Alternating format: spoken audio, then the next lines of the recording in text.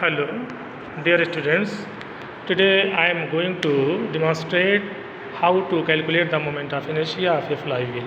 Okay, so you are watching the flywheel in the video, and the object of this experiment is to find the moment of inertia of a flywheel about its own axis of rotation.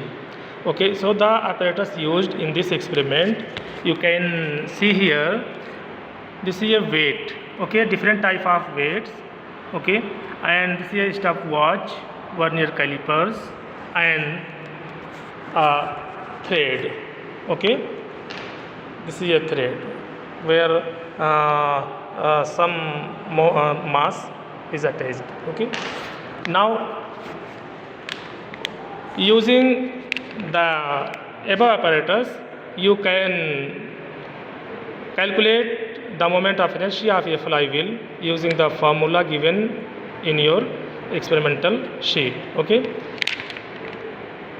you are looking here that the equation for calculating moment of inertia is given in the experimental sheet, where the notations have their usual meanings.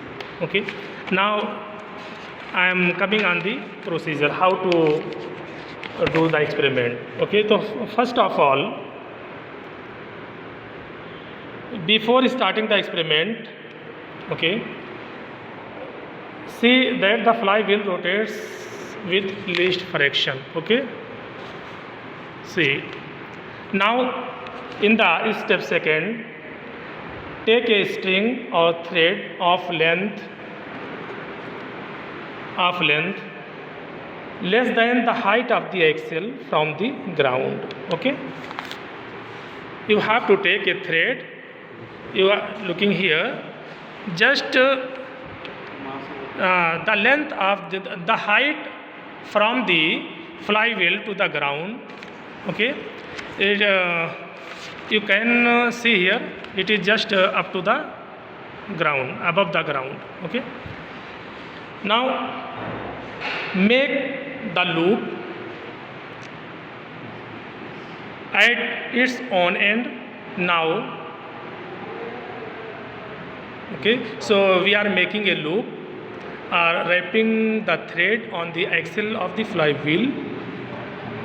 Okay, so and a mass is attached with the other end of this thread. Okay, now rotate the wheel wrap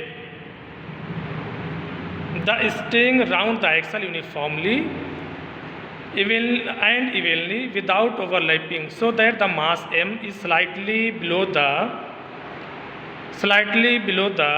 rim of flywheel. Okay, now count the number of turns n1 of the string round the axle. This is your n1. Now make a reference point. Make a reference point at the circumference of the flywheel.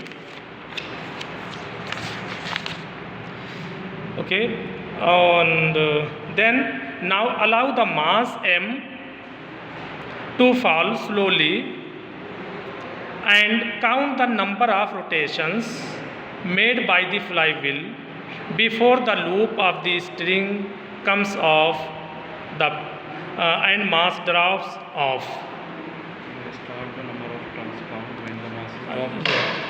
These number of rotations will be exactly equal to the number of turns n1 of the string around the axle. Okay, now as soon as the mass m drops off, start the stopwatch and count the number of rotations n2 made by the flywheel before coming the rest. With reference to the chart mark, and note the time t taken by the flywheel in n2 rotations.